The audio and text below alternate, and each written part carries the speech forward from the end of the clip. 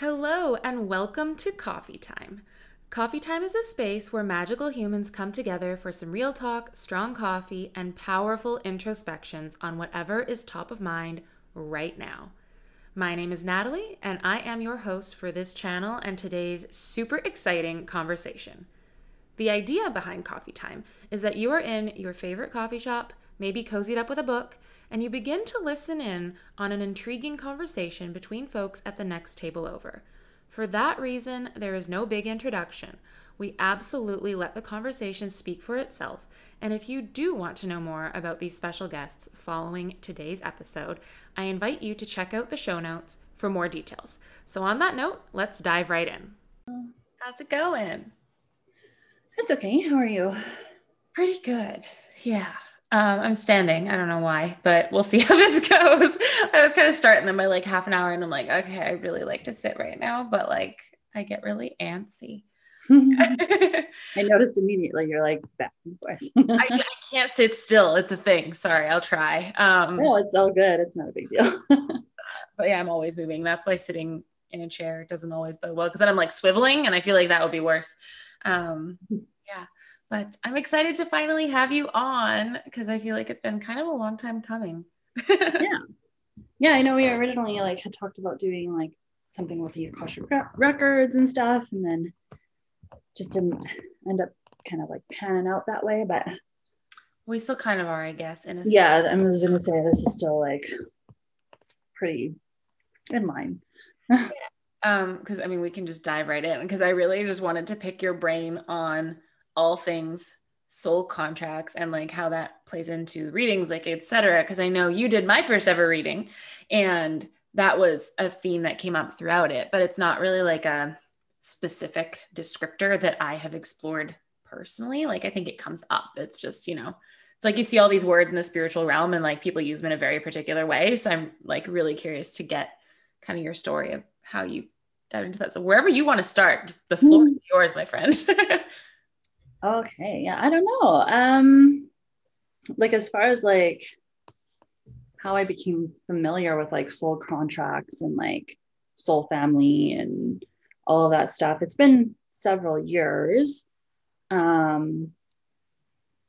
don't know where like the original idea like came from or where I picked it up or whatever, but I have, I've been on my spiritual journey for almost a decade, and I've had many people in my life who are like definitely part of soul family and like also on spiritual journeys and stuff like that. So like just through having conversations with them and things like that, we've kind of come to realize that we're definitely like soul family and have soul contracts with each other, and have had many, many lives together and are here to help each other kind of grow and learn and support and all of those things, which is just like what a soul family does. So yeah. Love that. So I guess because like I've had similar experiences with people. So, like the one person that always comes to mind is my friend Taylor, who like I swear she's mentioned on every episode. Eventually I'm getting her on here because she helped me with like the cleansing of my house when everything was going haywire, like back in June. And then we've stayed connected and like we've discovered that we have incarnated together like pretty much every incarnation. We just take a slightly different role in our relationship with one another each time. Mm-hmm. And so I guess that maybe like, correct me if I'm wrong, but that idea would fit into what you're talking about, like soul family kind of thing. But where would the concept of like a soul contract come into play in those relationships? Like, how would you like define it maybe? Okay. So like soul contracts, in my like opinion or experience or whatever you want to call it, I'm by no means like an expert, but yeah. So what a soul contract basically is like between two souls who agree to help each other learn certain lessons, whether that's throughout many lifetimes or one lifetime. Sometimes, usually they're mutually beneficial where you're each learning something. But sometimes it's like more one-sided where one person, like in an incarnation where, one may be the parent to the child, that kind of thing, different like, I guess, power dynamics kind of and things like that. So it can definitely change. But that's basically the gist of what it is like you as a soul and me as a soul agree to be in each other's lives and to, learn certain lessons. And it's very varied because it can be like some of my soul family, it's just like almost like a never ending soul contract. You know what I mean? Where you're like just with each other basically all the time, kind of like you were saying with you and your friend. Yeah. And yeah, in different ways and different dynamics and stuff like that. But like, you're basically just there to help each other move throughout each life and learn together. And then there's other ones that are very specific, right? Like if you need to learn a specific lesson or, such as patience or, understanding or boundaries or many, many, many things. There are certain, soul contracts that are very specific to those specific things. And you agree as souls to help each other achieve those lessons together. And sometimes it happens within a lifetime. Like sometimes it can happen within a month, or sometimes it can take several lifetimes and you'll be meeting up in different incarnations over and over until you guys manage to complete that soul contract. But yeah, that's kind of my understanding of them. Cool. If that helps a bit. So like, I guess I'm curious, is it possible in your understanding, like obviously this is all like your perspective because people have different nuanced views of all of this stuff and we all have individual experiences that can often defy the definitions that we've heard. And like, that doesn't make them less true is what I've kind of learned in my small amount of time on this current spiritual awakening. Would it be possible that say, I don't know, but we can bring one from the reading that you did for me, if you're cool with that, where like my brother and I, like we have like a contract tied around like our journeys with addiction. And like, obviously I, at this point, at least have gotten sober. He's still kind of figuring his stuff out. So like, you could say like, I've figured that part out and he hasn't. Is it possible that we would come back together, even if I learn my side, because part of that contract would be like me staying present while he figures his out, or like, you know what I mean? Yeah, it definitely depends on like what you guys agreed upon as souls. Like if you agreed to be there for each other throughout it all until you're both good, then sometimes, and that doesn't again mean that it has to happen in this lifetime. Like if you have, kind of achieved that side of the goal for yourself and you're still, within your brother's life. But if they're not, rising to the challenge, I guess, if you want to put it that way, that's not like a thing where like, oh, okay, like you have to devote your life to this. This is like your purpose now. And like, all you have to do is support this person and get them there. Like, no, we're still all individuals and we still have, our own free will and we're going to do what we feel we need to do. So sometimes, you need to like, if you're feeling like you're good, you need to focus on you and let them focus on them. And if they don't, kind of come back to that contract and learn the lesson as well, then it'll just kind of pick up in another lifetime. And again, that doesn't mean that, the next lifetime you're going to be struggling with addiction again. It just means that, maybe in the next lifetime, you're going to be an addictions counselor and helping that person in that way, or a number, like there's just so many infinite possibilities, right, that it can play out in different dynamics and stuff. But does that answer? Yeah, no, I think so. I mean, none of it's like linear, right? So I'm just kind of curious of like your perspective because it's one of those things I think like, and maybe this happened for you. I know it's definitely happened for me. One, I like push against the absolutes because I see them popping up like way too much. And I feel sometimes it can really like deter people from entering the community and it can like pigeonhole your experience. But then also it's like sometimes you experience the things without knowing what words to ascribe to it. You know what I mean? So like, because I've asked the question of like, what purpose is a relationship here to teach me? And got messages around that. So like my former partner, I asked that and I didn't get much because I think I was resistant to getting a detailed response at the time. but the word that came through was forgiveness. And so like, I don't know if that relates to this, but I guess just like in the concept you're talking, it's like, it's possible that that had to do with our contract with one another. I don't know. But I just haven't like framed it in that way. So that's what I was really curious about. Yeah. Yeah. Yeah, it definitely can work that way. Like, and again, like if, like I've seen some of my past relationships and stuff in that light, like things like terrible things that have happened to me, and then reframing it so that, you see it as like lessons learned can be really beneficial. And like, that's not to, diminish what happened or, invalidate any of my feelings or traumas, but it does help you like just gain a new perspective, and can help you kind of forgive people in that way. But not always too. So like I've definitely have some areas that I could forgive more in and stuff like that. But it is interesting to like see it in that light and see it as like, well, there was a reason that we met up in this lifetime, and there's, what, like any, like literally any situation that you're ever in as a human, like it's there to teach you something, right? Whether it's a job, a relationship, family members, hardships, whatever, or positive things too, right? So like, no matter what it is that you're going through, there's a reason for it.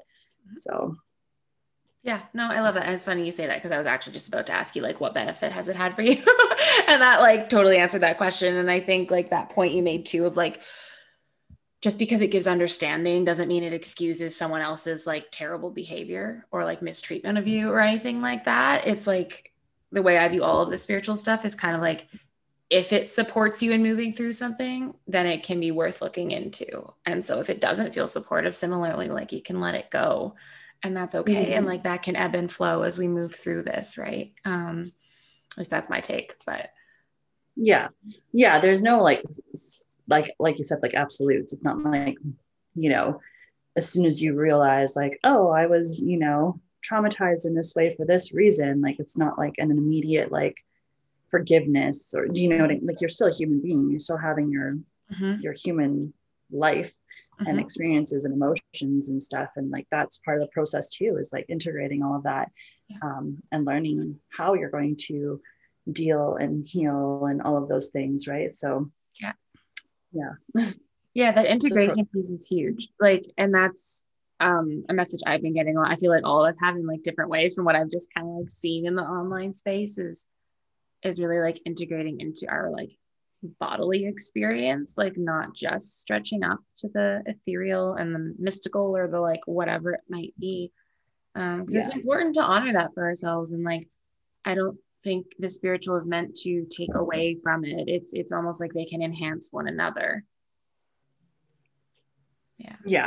And that's the thing too, that I feel that like it's very common, like when you first start learning about spirituality and like the spiritual journey and processes and everything, like it's very like overwhelming and intoxicating kind of, right? Because like once you open your upper chakras and like start, astral projecting and like, channeling and communicating, like how fun is all of that stuff? And it's so easy to get like caught up there, but really the point of being human and the reason that we chose to be here is to integrate that, right? Like, so being a human being and a human like vessel, right? But also like intertwining it with, you can't only live up here. You have to bring it down and like make it cohesive, not just one or the other. And I think that that's where a lot of disconnect kind of is in the community a little bit, because like that's a lesson that everyone has to learn in their own time too, right? So it can be really easy to get caught up in it and then not maybe come to that realization that yes, this is fantastic, but the purpose of it is to integrate it into your actual being. Yeah, I like that visual you gave of like actually drawing energy like towards center. Because I think often we talk about like expanding and like, yes, awesome.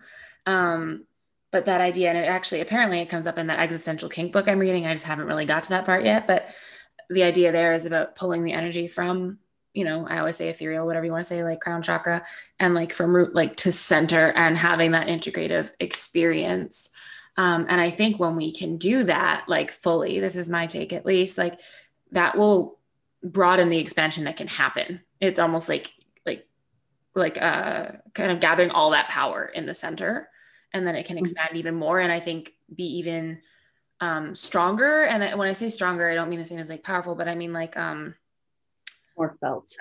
Like, yeah, and like the way that we're rooted will better support expanding upwards, right? Like you always have that image of me as a tree, and that's what I think of when I think of that, is like we need those deep roots to be able to reach up high. And like, as much as it might feel counterintuitive that like strengthening your root chakra can actually enhance your experience at your crown chakra, like how the energy is moving, however you want to word that, it's necessary for it. And it's necessary for it to happen in a safe way, is what I have learned through my last 6 months. Yes. Yeah. Well, I mean, like, that's just life in general. Everything is about balance, right? Like you can't, like you were saying, like everyone focuses on expanding, and yes, but like you can't expand without a contraction. It's everything in life is ebb and flow. So it's exactly that. Like the more you can expand and bring it back into yourself, the further you can go the next time, and build on that kind of. And that's actually like a meditation that I'm going to be creating, is like pulling the earth energy up and pushing it up into the akasha, and then pulling the akashic energy down and pushing it into the like earth, and like just kind of really focusing on the fact that you are the connection piece, like you are the conduit for both, and you are that integration that the world needs. That's why we're here right now, right? Like that's what we're supposed to be, right? Like it's not the earth and the ethereal and us, like we are all together. We are one, right? And like we're that needed piece to bring it all together. So I think that's part of this like global awakening, is people waking up to be able to help facilitate in that, because it is needed. Oh, that's beautiful. I just thought of like so many things. But one is what you said, like we are needed to bring that together. It reminded me of like where my concept of a higher power originated. And I've shared it on the channel a couple of times, but like never made that connection to it. Because the thing that was in the book I read that kind of prompted it all was like, people are necessary because we create the space in which God manifests. And so relating it to like what you just said, it's like we are necessary because we are the conduit for that like energetic connection between ethereal and physical, and like bridging that gap and allowing the divine to enter the physical plane. And to me, that's kind of a very similar framework to like what I had initially read. So I really like that. It's always fun. My concept is very convoluted, as you probably could have guessed from knowing me. And so it's always fun when I can like fill in these little gaps and be like, aha, that's why both of these theories appealed to me on my journey, And then the other thing that came up when you were mentioning the expanding and contracting is like that contraction. I don't know why, but for me, the first thought I thought was like shadow work, like that part of the integrative process. Because I think that really is like that self-reflection and looking in, and like even maybe looking at parts of those contracts that we have that we've been scared or not supported or whatever to dive into, and how those pieces are necessary so that we can expand outward more. Yeah, definitely. Yeah. It's all about, because I think like that's another thing that's pretty common in the spiritual community too, is like the spiritual bypassing, or the toxic positivity of like, let's only focus on love and light. Like there is only love and light, and that's not true. Again, everything is about balance. And like, I think that has become more and more and more a theme for me as I move through everything, because it's, again, everything, like, it's not just, it's like work-life balance, right? Like rest versus doing, like being versus doing, and like, everything, right? The light versus dark, shadow work versus, conscious expansion. It's just everywhere you look. But again, like it can get very easy to be kind of caught up into the feel good stuff, right? But it's it doesn't serve you as much as you think it is, right? Like it feels good, so you think that it's the ultimate goal, right? But it's not really, in my opinion, obviously. Mm-hmm. Yeah, no, yeah. that opinion I would say is truth. Because like we are not just like bypassing parts of other people's experience, but bypassing parts of our own. And it's like, can you really get to an honest outcome if you haven't experienced every piece of the journey? Probably not. And it's interesting because like you were there for the thick of my recent stuff, and because you were my person when I was like crying and Whistler and whatever. And it's interesting because like people have always, on the topic of like light and dark, positive, negative, whatever, people have always described me as happy. They see me as happy. I had never felt that I could honestly use that word to describe myself. I didn't understand it. It didn't make sense for me. The interesting thing is that following that, period where I let everything fall apart and just broke down and felt all of the pain, I also finally described myself as happy. And not because I felt like a pressure, not whatever. It's just one day I was like, oh yeah, I'm happy. And I'd never said that before. And I feel like that I'm getting like chills happening. It's always like a thing. I feel like that kind of really harks to the importance of allowing ourselves to experience that full spectrum of things, right? Because like, how can I meet myself? How can I show up for that connection with ethereal if I'm only looking at one part of it? And like the thing that I'm kind of learning is like, it's hard to look into those shadows or whatever you want to say. And like, it's hard to look at the things that cause us pain or the traumatic experiences that we've had, or I should say the trauma we've internalized as a result of experiences or whatever. But like, it's also quite liberating, and it can actually be quite beautiful is what I've kind of been coming to realize for myself. Yeah, it really is though, because you're becoming more full, and how could that not be more beautiful, right? Like everyone has, and I have felt the same way and still do, like this huge kind of like fear or resistance towards shadow work, because yeah, it's messy, it's hard, it's uncomfortable, and just not ideal. You don't want to feel those feelings sometimes, you know what I mean? Because like, who wants to like consciously choose to be like, yeah, I'm just going to cry all day today, you know? I'm going to sign myself up for that, right? Like, it's not fun, but like, it's necessary stuff. Because the other thing that I find with shadow work too is like, as soon as you actually like step into it, it's usually, in my experience, is never as bad as I think it's going to be.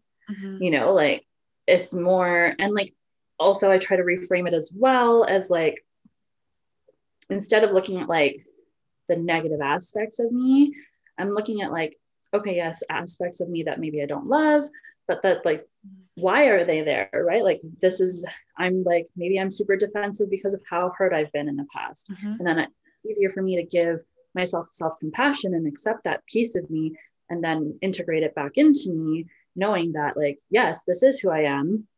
I don't necessarily have to change it. If I want to work on it and like shift it, I can. But just having that new perspective of like, I'm not going to ignore, you know, my defensiveness because it's negative and I don't want to do that. Like, I don't want to go there, versus like, I'm going to accept it, pull it back into myself, become more full, become more whole, and move forward. Right. If that makes. Oh, it totally does. And it's actually reminding me of like, so you obviously know, and people know that I have like a background in recovery and 12-step stuff with my whole sober journey.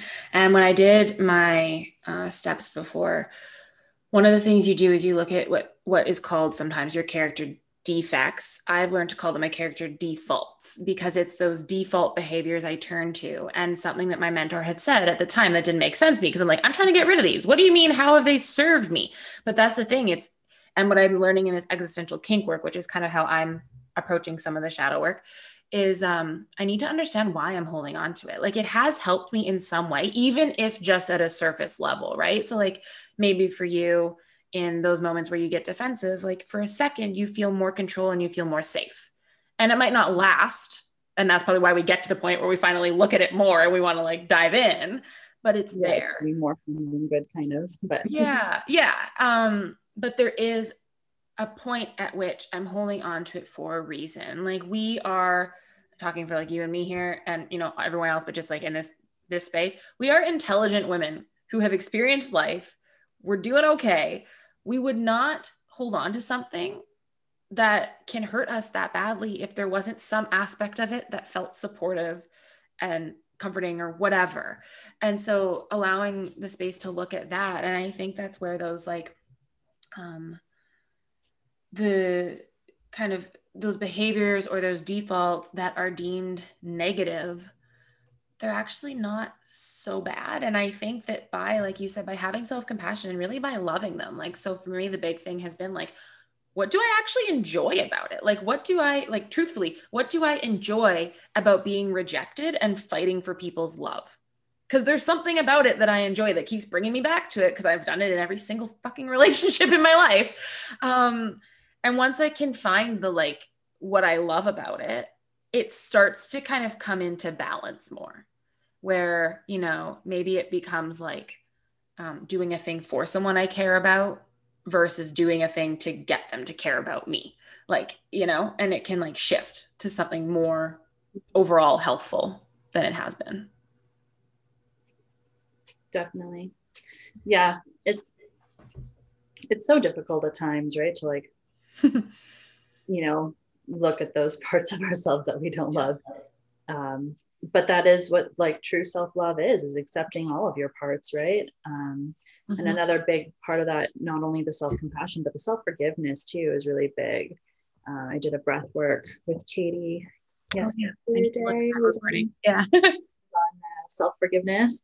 And that was like really big for me, because I haven't like really focused on that lately, you know, like I've focused on self-love. I've focused on like, you know, consistency and showing myself love and showing up for myself and things like that. But like, as far as like looking at like, you know, things that are unpleasant or whatever, and like forgiving myself for them, whether it's like the most mundane thing, you know, like I didn't do the dishes today and I said I was going to, forgive myself, like, or big things too, right? You know, like I lost my temper or whatever the case is going to be. It's different for everyone, right? Yeah. But yeah, being able to like forgive yourself for those things is, again, not easy, but I think it's really important, because we are so hard, like we're our own worst critics, you know what I mean? We're so hard on ourselves, and like a lot of the time the things that we might say to ourselves, like our inner talk,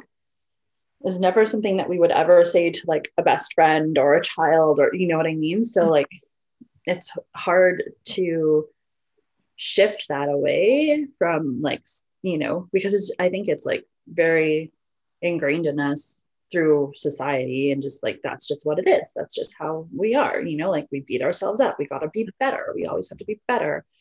So that always ends up leading to, okay, well, if I need to be better, then obviously I'm not good enough. And like, that's just like an overall theme for, you know, everyone. Yeah. So working on that, like that piece of like forgiving yourself for just being a human being, because we're not perfect, you know, we're messy, we make mistakes, we need to learn lessons, we learn it, unlearn it, relearn it, mess up again. And like, you know, it's not linear, it's all over the place. And I think we're very like, we expect so much of ourselves, you know, we expect ourselves to only be on an incline, you know, where like it's like this, you know, like, but like that's not pretty for Instagram, right? So like so I deleted my Instagram. No. So true. Like, you know, like, so who wants that? Who wants to, you know, accept themselves for being human? And it is difficult, but it's definitely like part of that shadow work, and part of that integration, and part of that like self-love, self-worth, you know, all of it, self-compassion. It's very important. And like I've heard it said so many times before, like, oh, if you can't love yourself, how can you love somebody else, right? And like I think that's definitely true to an extent, but I think like for our society, like it's not overall. Most people will love other people way more than they love themselves. And again, it's about balance. It's nice to love other people, but you got to love yourself too. Yeah, I think it's about being committed to both in a sense, and like like I think I shared in the group a while back, like for me, being able to like see myself fully, it was easier in a weird way to let myself be seen fully by someone else first. Like that's how I was able to like gaze back on myself. And so like, yeah, I think when people say that, I understand where it's coming from because it's kind of like if you don't know who you are, how can they know you? And then how can you have like honest love or whatever? And like I understand that for sure. I also think like we are all just showing up as our truest selves the best we can at each stage. And it's kind of like this is getting a little more analytic, but sometimes it's helpful. Like if truth operates on a scale of 0 to 1, right? It's not just zeros and ones. It can be like anywhere in between. We're doing the best we can up to that one every step of the way. And I think in that it's like if we're doing the best we can as much as we know ourselves, you can be loved and you can love other people. Like we are all deserving of love in every way that we are capable of. And I think just the way that love shows up will change the more we do that self work.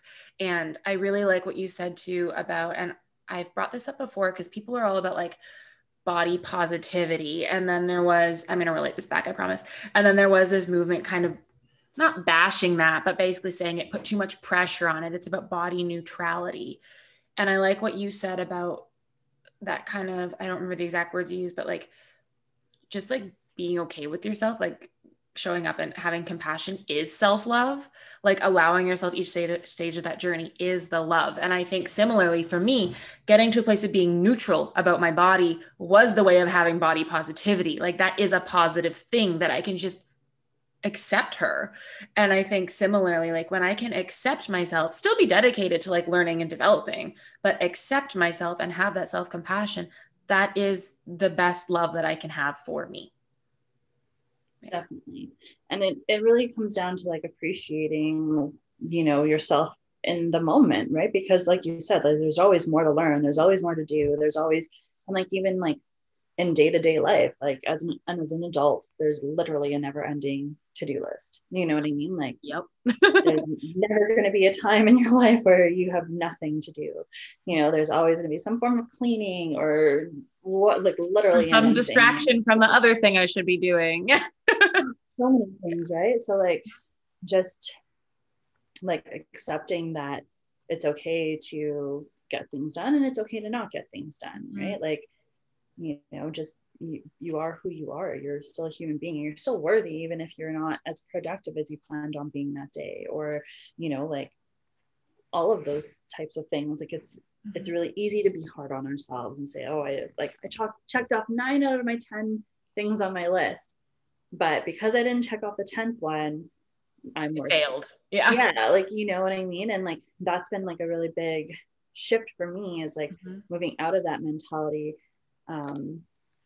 of like, it never, like, it's all or nothing. It's not enough. If it's not 100%, then it's not enough. Right. And like, that's been a theme for me in my life with a lot of things. Like I've recently just started trying to get back into like movement and exercise and things like that. And before, if I wasn't going to the gym for a minimum of half an hour, or if I wasn't, doing a bike ride that was 45 minutes, or if I wasn't, getting enough in, then why bother? Do you know what I mean? I would never just go for like a 10-minute like cardio bike ride, because what's the point? It was all or nothing. But like now I'm in a space where like I'll do like a 6-minute YouTube video and I'm like, well, that's something. Better than nothing, right? Like it's baby steps. It's like integrating more and like accepting yourself or where you're at right now, right? Like because if I needed to like put in an hour-long workout, I would hate it and I would never want to do it, and I would, like, it's not where I'm at right now. So totally, I relate on that, because I used to be the one who went to the gym 2 hours a day, 5 days a week when I was focused on like powerlifting stuff, and then life happened, injuries happened, whatever. And now I haven't honestly gotten back into a regular, I'm working on it now because I actually have like the want to do it. But that's the other thing. At a certain point, I had no desire, and I would move every so often and I go for walks and whatever, but like I wasn't clicked into the certain type of activity I'd been doing. And like, it was okay to give myself that space. Right. Yeah. Because we're humans. Like we're not like cookie cutters, like every day is not the same, we're not going to like, okay, every morning I'm waking up at 5:30 and going to the gym for 2 hours, and I'm going to go to work, and then I'm going to come home and I'm going to steam vegetables and eat chicken, and that's it. And then I'm going to lie down and read a book for half an hour and then go to sleep. Like, it's not, you can't, like, days happen where you don't want to do things, and that's okay. Accepting yourself for being human and having that like variance, and giving yourself that space to explore what feels good for you in that day. And like, that's not a way of saying like, oh, just accept yourself no matter what. Like, yes, there's still always room to improve and work on things. And like, if you notice that you don't want to get off the couch for like 3 months straight, then like, there's something to look at. I'm not saying like do what feels best or do what you want to do always. Like, there's still always that room to push ourselves and be uncomfortable and grow, but just balance, you know? I think like acceptance isn't equal to complacence is kind of what I'm hearing you say. Like, you can accept yourself in that moment and have that compassion and know that something needs to shift and take the step, reach out, whatever it might be, to have that shift happen. And I think that's important for sure. And yeah, give yourself that space. If that shift isn't going to happen today, that's okay too, right? Like, being aware of that shift needing to happen is important in its own right. So I think that's usually the first step in anything, is like that awareness, right? Like, totally. Any goal you want to reach or habit you want to change or implement or whatever, the first thing is knowing what it is and what you want. And yeah, not every day are you going to have the motivation and drive and desire for it. And there's a lot to be said about like forcing yourself through things to form habits and, you know, better yourself. Because I know that that's like a very big mentality out there too. But I don't know, for me, it feels better to like give yourself that self-acceptance and that understanding and grace period, but like actually doing that. Do you know what I mean? Not then beating yourself up and feeling guilty for it later, you know, like really just accepting it for what it is and then moving on. I find I often get to a point of like wanting to do the thing, but not yet having the motivation, where I need like one more day of just like wallowing in self-pity, and then I'll jump on it. So I'll often get to the point where it's like almost there, but it's like, if I do it today, I'm not going to be mentally in it. And I just know that. I was like, all right, I'm giving myself 24 hours to just like sit in this misery one more bit, and then I'll jump in. And like, for me, that works. And I think that's just about, showing up for ourselves in those individual ways, because we all are going to approach these things differently. And there's, like you said, like, there's the whole, like, whatever it is, like 14 days or 21 days creates a habit, scientific, and like true, like there is science behind that. And like, for me, it's like, if I'm, you know, week 1 into creating a new habit, like I've told you, I've been reading for 30 days the trip kind of threw that off, but I was doing really well, 30 days every day. But then I end up with a migraine. I'm probably not going to read that day. And like, I need to listen to my body and give myself grace for that. Like you said. And I think that's so important too, because like, a sustainable habit is not one that is a detriment to our health. This all is kind of making me think of like, because we started talking about soul contacts, obviously we've gone on this like beautiful tangent of all the wonderful things that happen on these journeys of self-development and interpersonal relations. But it almost like, now to me, what it sounds like we're talking about is kind of like our own contract with ourselves as we move forward on this journey. And I don't know if that's really a term that is used, or if you would describe it in a different way, but like, that's how it kind of feels to me, is like, okay, what baseline stuff do I need to do to nourish myself, nurture myself, so that I can show up, not just for like my divine purpose in this incarnation, but also show up for those lessons and like be energized, supported, grounded, whatever, enough to actually engage in them in a meaningful way. Because without that baseline, to me at least, it's probably not going to happen. Like, yeah, exactly that. And like, yeah, it all starts with you, right? Like, you can't pour from an empty cup and all of the other, you know, all the cliches that are actually very true. You know, and I did come to that, like, I got like a pretty strong download a little while back about like, I really need to start showing up for myself so that I can show up for other people. Right. Like, and because, you know, right now our society is like so focused on like, you know, what can you do? How are you of value? How are you productive? What are you doing, you know, for others? And like, that's of course like being of service is a huge part of my life purpose, but you have to like make sure you're in the place to do that, right? Like you have to take care of yourself first, and focusing on like, self-care and self-love and things like that has always been a really good way of doing that for me, at least, because it just, gives you that space to be. And then when you can be, you can understand yourself. And when you can understand yourself, then you can grow. And when you can grow, then you can help other people, so. No, I think that's beautiful. That's like a perfect summary of all the things we just gone over. I love that. And I think that just being is, I've noticed this week is a daily struggle for me, because depending what is going on, it can be really hard. And someone posted in one of the other groups that you and I are in, I think, about like, what happens when you're not doing anything? Like, what do you feel? And truthfully, this week, the first thing is like anxiety and fear. And it just has to do with, where I'm at in terms of individual growth work, what relationships are bringing up for me, possibly the whole moon situation, being in Leo, and really just the perfect storm with like all of those things being factors, and coming home to quarantine after a trip and blah, blah, blah. And I at first I didn't comment on it. At first I was going to, and I was like, I don't know if I really want to put that out there, just cause like, it's my stuff, whatever, I'll share about it as I want to. But, it was also important on the topic of that grace and just being, to be like, it's okay that for this week, that is how I feel. Like, it's not going to be forever. And another thing that was really important for me was to recognize that it's okay to ask for extra help during that time. And like, I think I shared that with you in our messages, was like, I reached out to a person and was like, hey, this part of it is my shit, and I know that. And can you support me a bit more in this week with these things? And like, it's okay to ask for that. And what I realized for myself that I'll share here, because it was like a big revelation, was that sometimes not asking for help is actually a more codependent behavior, because I was very much slipping into this is all me and I have to do everything to like make life comfortable for this person.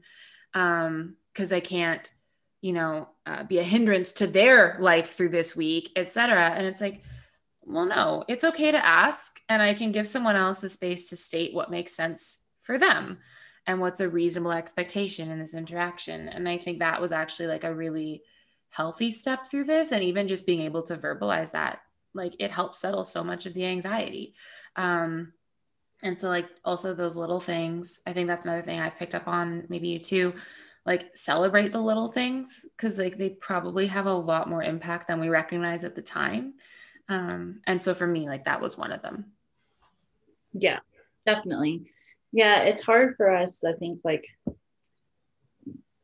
touching back on like that post about how do you feel when you're doing nothing, I think for the majority of people, we don't feel good doing nothing, because our society has ingrained in us that if you're not doing anything, then you're worthless, you're lazy, you're not being productive enough, like, it's very, very, very productivity driven, which is impossible. Like, you cannot never do some, like, you can't just never be and always be doing. Like, there needs to be balance. Otherwise, if you don't give yourself that space to rest when you need it, how can you keep going? Like, you're going to run out of fuel, you're going to burn out, and you're going to not feel good, right? And then you're going to be forced into resting, and then you're going to have to do it anyway. Yeah. So, yeah. So if you can just like, bring that balance back into where you can just be, without the guilt, because that's the thing. It's like, there's so much guilt and fear and anxiety and like negativity around just like not doing anything. I remember, like, I used to feel so guilty for like after work coming home and just like watching Netflix for a couple hours and then going to bed, and like, oh, like, I should have done the dishes, or I should have had a bath, or I should have painted, or I should have done this. And there's so many things that I could have done and should have done, and but that's not what I needed.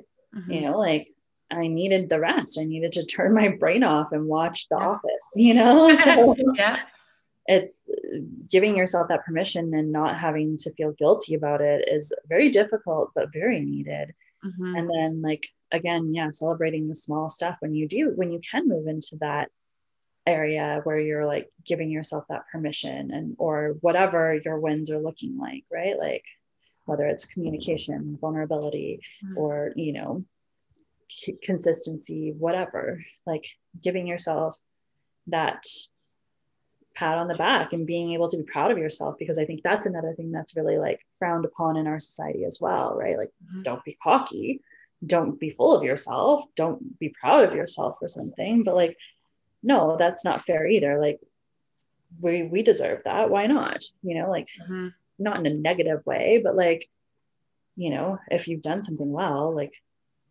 that's amazing. Why wouldn't you celebrate? If it like, that was another download I got the other week, was like, if it were the same situation and a friend had done it, or my partner had done it, or my family or whatever, you know, if they had done the same thing I did, I would make a huge deal out of it. Do you know what I mean? I'd be like, oh my God, like that is amazing. And they'd be like, well, it's not that big a deal. It's just a little thing. And I'd be like, I don't care. You did it. Like, that's amazing. Like, celebrate it. Like, well, why wouldn't I do that for myself? I feel like I think that of you all the time, because you'll message me like what you've done in a day. You're like, oh, I was supposed to. I was like, dude, you're doing so much. Like you have accomplished so many things, and you're taking time for like self-care, and like, yeah, celebrate it. And on that note too, like something I channeled in like a couple different readings I did for people was to be proud. But the way it was explained was like, pride isn't like a boastful or an excess in the way that we often think of it. Pride is actually a way of like, it's almost like humbly recognizing that we have fulfilled our divine purpose in that moment. And in that sense, it's about like honoring our guides and honoring our higher power, or however that shows up. And like, that's not a boastful, grandiose thing. Like it can actually be, in an odd sense, an act of humility. Just it's different than what we in this world are used to conceptualizing it as. Yeah. I think it actually, like, yeah, being proud of yourself is a form of self-love, because again, it's so frowned upon to be full of yourself. So actually having the bravery to accept like that you did something amazing, and you're going to, you know, celebrate that for yourself and appreciate it for yourself. That alone is a task. And then, like you said, secondly, that boastful negative pride that, you know, we all associate it with, again, that's not necessarily its true form. That's what our society has, you know. Oh, I think you might be frozen. Oh, there we are. Yeah, you were frozen for a second too. Has, like, okay. But yeah, like it's not, it doesn't have to be negative. Do you know what I mean? Yes, that's like the connotation that's put on it by everything and everyone, but like in its truest form, it's not. You know what I mean? Like it's just like when I think of pride, like when I think of when I'm proud of someone I love, like it's all heart centered. It's all like beautiful and pure. You know what I mean?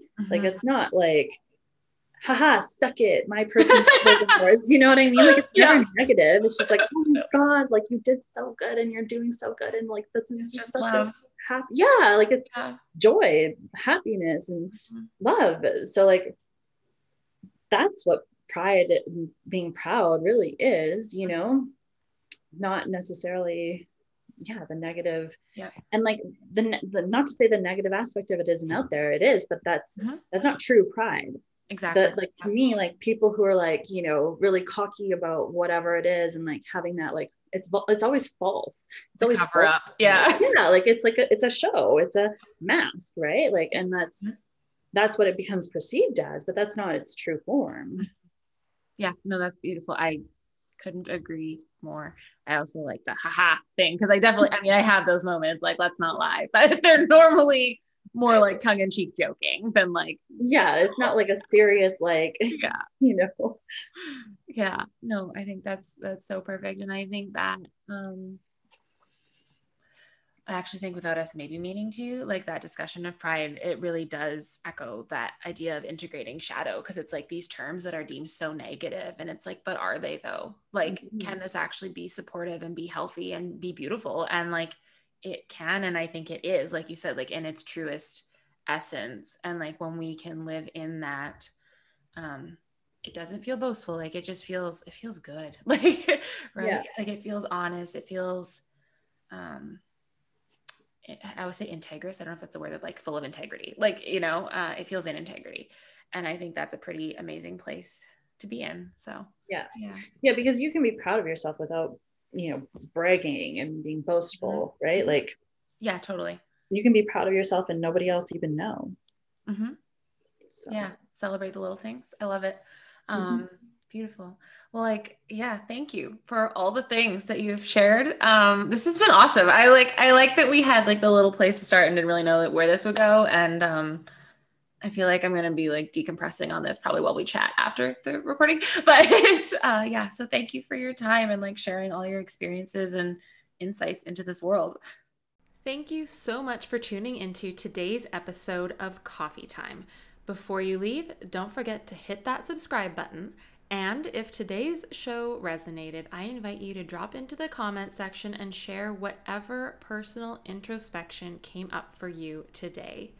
Anything you can do to help make the show more accessible is super duper appreciated. Until next time, I am your host and coffee drinking companion, Natalie, wishing you a beautifully caffeinated day.